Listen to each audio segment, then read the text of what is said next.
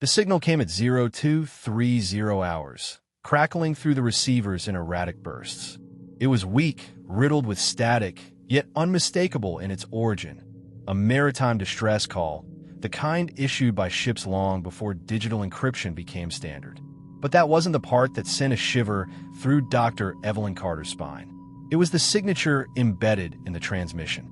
USS Cyclops. The name hung in the air like an unspoken curse. A ship that had vanished in 1918 without a trace, taking over 300 men to the depths of the Atlantic. No wreckage, no distress calls, no explanations, until now. Evelyn leaned closer to the terminal, her breath fogging the screen as she replayed the transmission. The voice was distorted, stretched like a drowning man's last breath.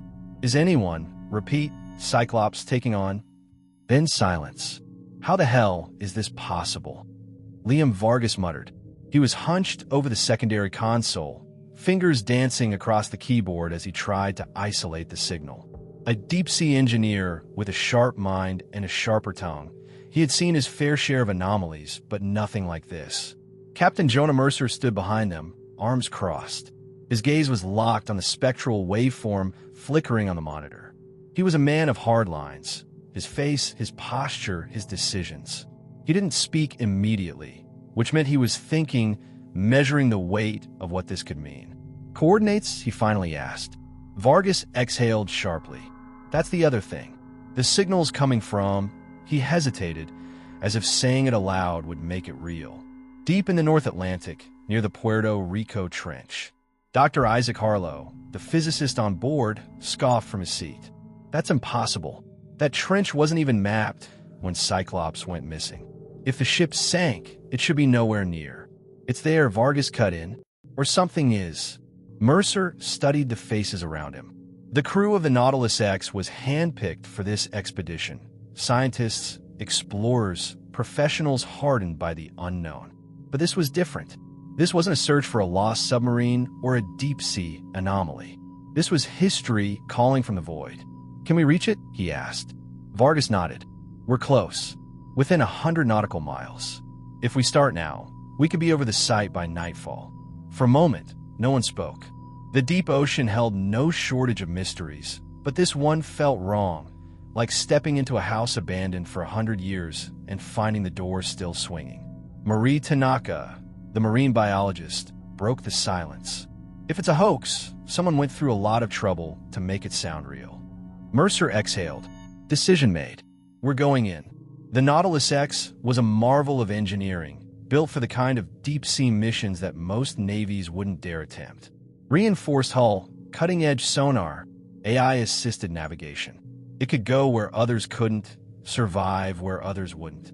As the crew prepared for the descent, Evelyn stood by the observation deck, watching the Atlantic stretch out in infinite darkness. You're quiet, Harlow observed, stepping up beside her. Just thinking, she said. About what? She turned to him. You know what happened to Cyclops, don't you? He smirked. I know what didn't happen. No wreckage, no survivors, no explanations. One of the great maritime disappearances. People blame storms, rogue waves, mechanical failure. Some even say the Bermuda Triangle swallowed it whole. And yet here we are, following a fresh distress call from a ship that's been gone for over a century. Harlow's smirk faded. It's a bad joke. Has to be. Evelyn didn't answer. She wasn't so sure. The descent began at dusk. The Nautilus X slipped beneath the waves, trading sunlight for the cold embrace of the abyss. At 200 meters, the last vestiges of light faded. At 500, the ocean became a void, swallowing the vessel whole. The deep sea was a realm of eternal night, where pressure could crush steel and silence stretched endlessly. Inside the control room, Vargas monitored the sonar. Signals getting stronger. We're on course. Evelyn sat beside him, scanning the readings. The signature pulsed, a rhythmic beacon in the dark. Mercer stood at the helm, watching the monitors. Bring up the forward cameras. The main screen flickered to life, revealing the ocean floor, jagged rock formations, silk clouds drifting in unseen currents. Then, something appeared. A shape. Vargas leaned in. What the? The lights from the submersible washed over rusted metal, corroded but intact. A hull, a deck, letters barely visible beneath a century's worth of decay.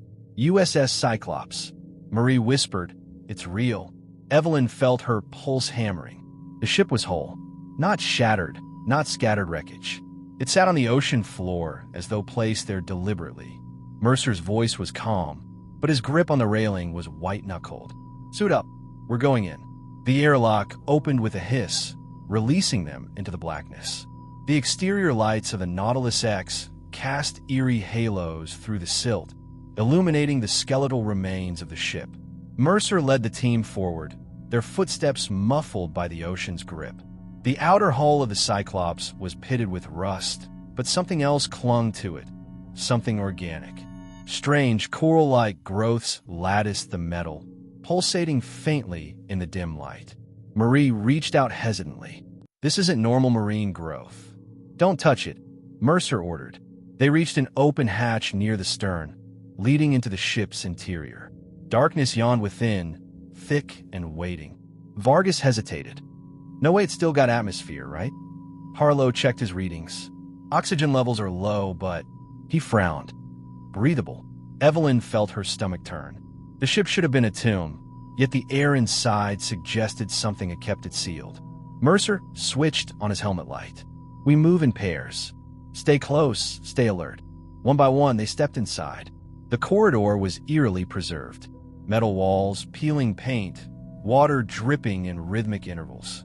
The silence was oppressive, pressing against their suits. Vargas swept his light along the floor. "Looks like nobody's home." Then Evelyn saw it. A boot, old military issue, still attached to a foot. The body sat slumped against the wall, uniform stiff with age. But the face... She took an involuntary step back. The flesh was stretched, desiccated, yet intact. The eyes were gone, sockets hollow and deep. And the mouth. It was open, wide, as if caught mid-scream. Marie cursed under her breath. Harlow knelt, running a scanner over the remains. Decomposition is unnatural. It's like the moisture was sucked out instantly.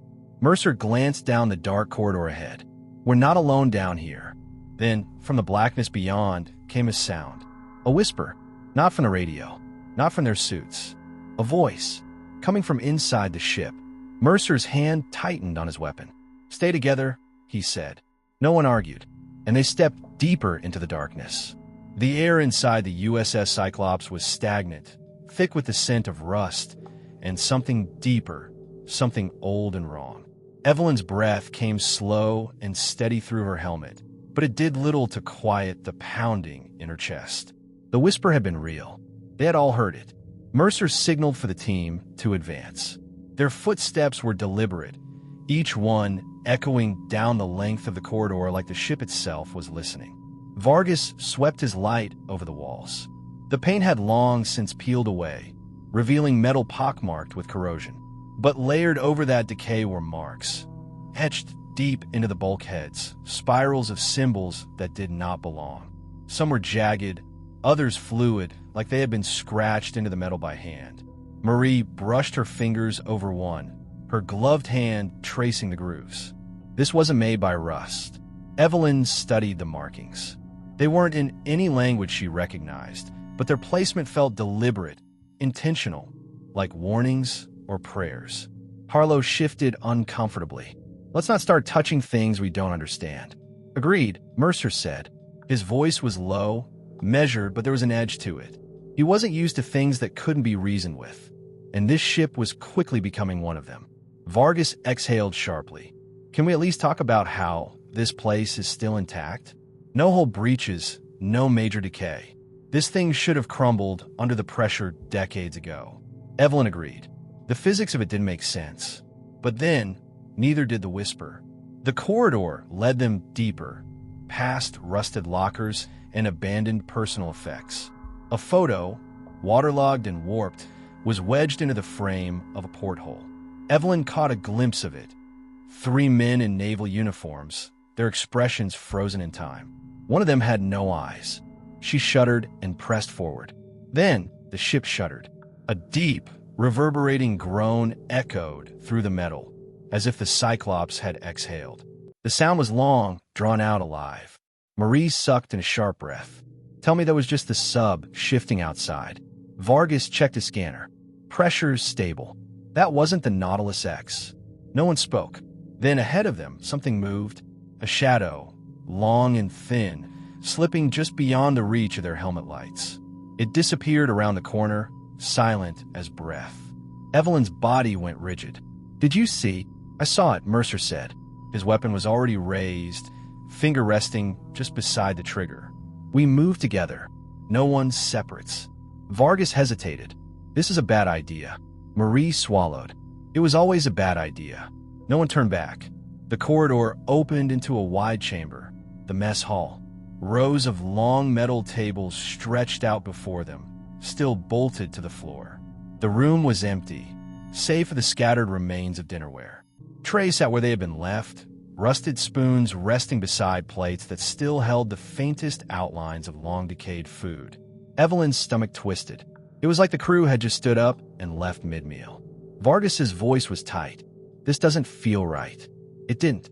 There was something unnatural about the silence here, something that pressed against her skull like an unspoken presence. Then a sound, a scrape. It came from the far end of the mess hall, where the kitchen door hung slightly ajar. A slow, dragging noise like something shifting just out of sight. Harlow turned to Mercer. We really going to open that door? Mercer didn't answer. He moved forward. Evelyn steeled herself and followed. The door creaked as it swung open. Inside, the kitchen was dark. The light from their helmets cut through the gloom, revealing rusted pots and overturned trays. The stench of rot was thick here. And then, the body. It was slumped against the far wall, dressed in a navy uniform stiff with age. But unlike the body in the corridor, this one was fresh. Too fresh. The skin was taut, almost mummified, but there was no way it had been here for over 100 years. The flesh had not rotted, only dried, as if something had sucked the moisture out completely. Marie gagged. Vargas backed away. Nope. No.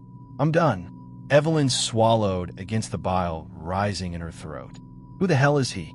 Harlow knelt beside the corpse, his scanner clicking rapidly. Not possible, he muttered. What? This body? He exhaled. It's only days old. A thick silence followed. Mercer's jaw tightened. That's not possible. And then, the radio crackled. A burst of static, sharp and piercing. Then a voice. Low. Wrong. You shouldn't be here. The sound came from inside the room. Evelyn's heart slammed against her ribs. She spun, light flashing across the walls, the corpse, the empty doorway. No one was there, but the whisper came again, just behind her ear. Leave. She staggered back, her breath coming in sharp gasps. We need to get out of here. Mercer didn't argue. Move. Now. They turned back toward the mess hall, and the tables had changed. They weren't empty anymore. Figures sat hunched over the metal surfaces, their backs to the team, unmoving.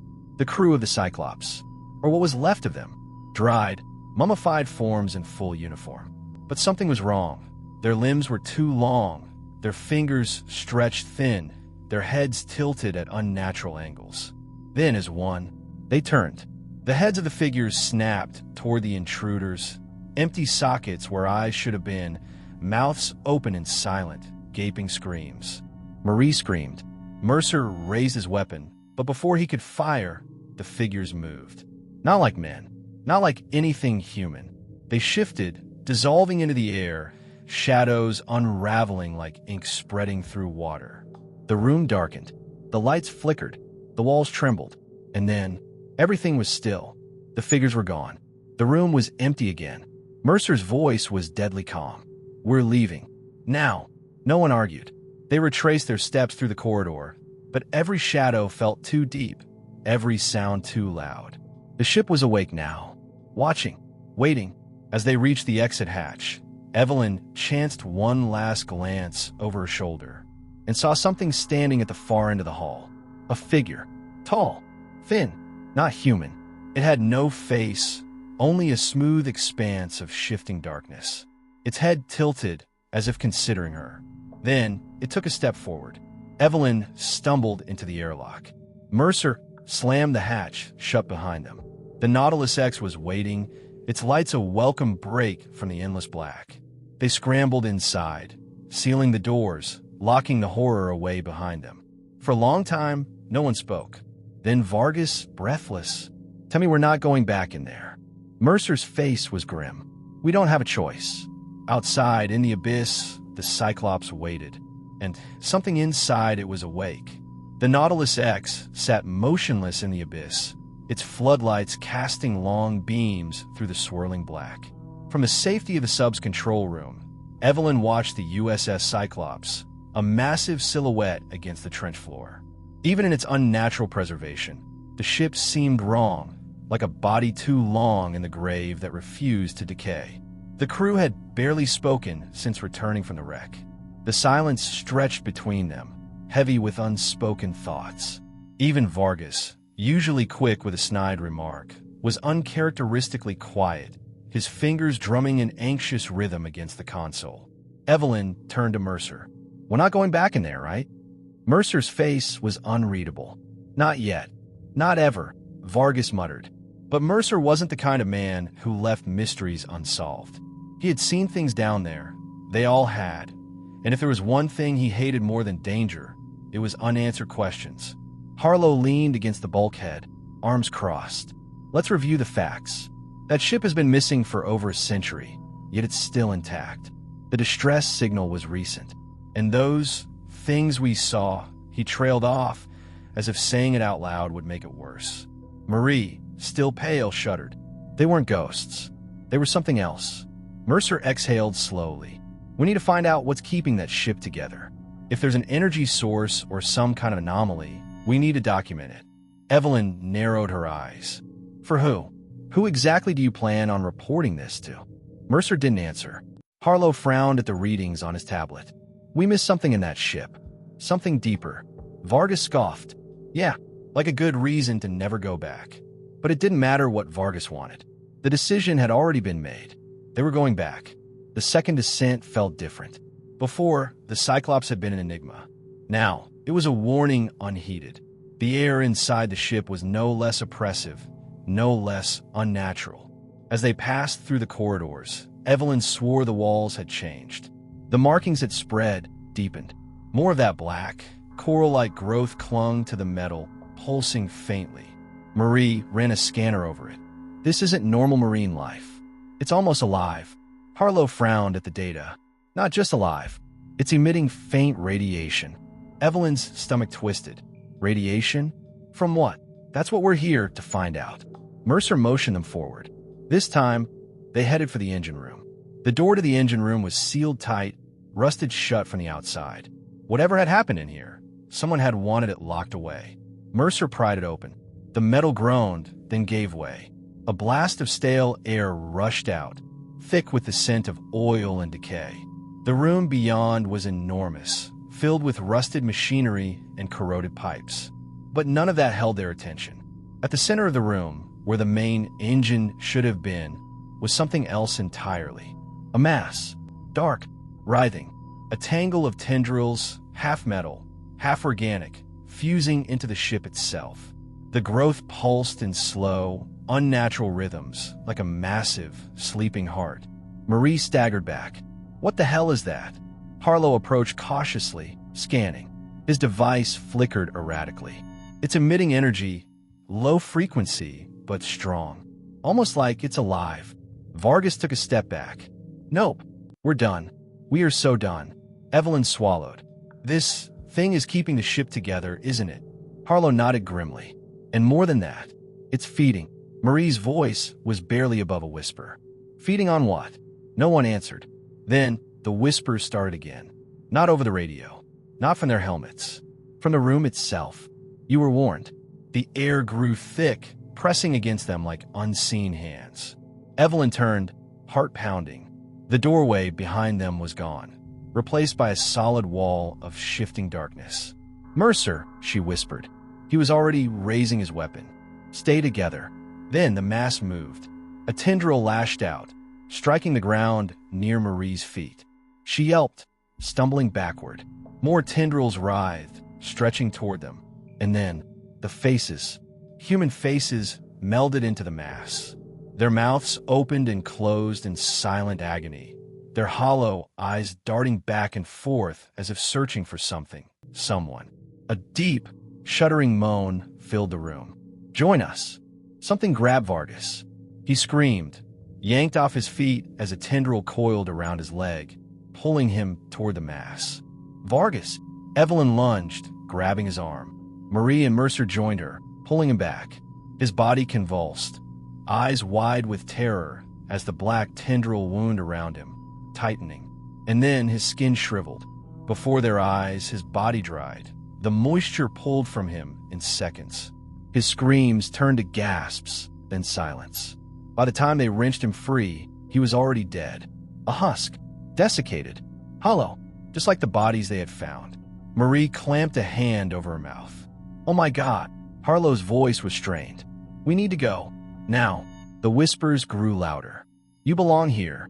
Evelyn turned toward the mass, her mind racing. This wasn't just an anomaly. This wasn't just some unexplained phenomenon. This was intentional. The Cyclops hadn't just vanished. It had been claimed. Mercer's voice cut through the panic. "Move!" The wall of darkness behind them began closing in, tendrils stretching like grasping fingers. They ran. Through the corridors, past the empty rooms, past the bodies still frozen at their tables.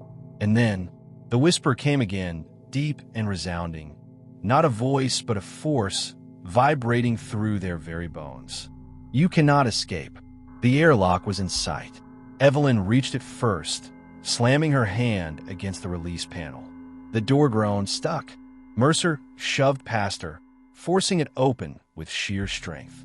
Harlow and Marie stumbled through. Evelyn followed. Mercer was last, and as he turned back, the figure was there, waiting. Tall, twisted, no face, only a shifting void where its eyes should be. Mercer froze. The thing tilted its head and spoke. "You will return." Mercer stepped through the hatch. The door slammed shut. The Nautilus X was waiting, lights bright against the void. They scrambled inside, gasping for breath. Harlow hit the emergency release. The sub detached, thrusters firing, sending them up. Away. Evelyn didn't look back, but she felt it. Felt the Cyclops, still waiting, still whispering. And she knew they had not escaped. Not really. The Cyclops would call again. And next time, there would be no leaving. The Nautilus X surged upward, its engines groaning as they pushed against the crushing depths. Evelyn sat frozen in her seat, knuckles white as she gripped the console. The walls of the sub felt impossibly thin, fragile against the black maw of the trench below. No one spoke. Vargas was dead.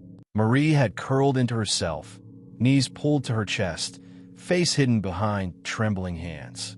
Harlow stared blankly at the floor, lips pressed into a tight line, his jaw working as though he was trying to keep himself from breaking apart. Mercer sat at the helm, gaze locked straight ahead. His face was unreadable, but Evelyn could see the tension in his posture, the way his fingers twitched slightly against the controls. He had always been the anchor, the immovable force that kept them steady. But now she wasn't sure he believed they had escaped. The ship had spoken to him. She had seen it, heard it. "You will return." The words coiled in her mind like a sickness, burrowing deeper with every second. The Cyclops had let them leave, but not because they had one, because it knew they would come back. The comms panel crackled. Evelyn flinched, her heart slamming against her ribs. Then, taking on water, "Repeat, this is the Cyclops." Marie whimpered. Harlow's breath hitched. Mercer's fingers clenched the armrest. It was the same transmission, the same distress call they had intercepted when this nightmare began. Looping, endless. Evelyn forced herself to speak, though her voice was barely above a whisper. "It's still transmitting." Harlow nodded slowly, like a trap, a lure. Marie lifted her head, her eyes bloodshot. It was never a ship, not anymore. Evelyn didn't answer. The Cyclops was no wreck. It was something else entirely. Something old, something waiting. And they had woken it up. The comms crackled again. Then, in perfect clarity, "You shouldn't have left." The voice was Mercer's.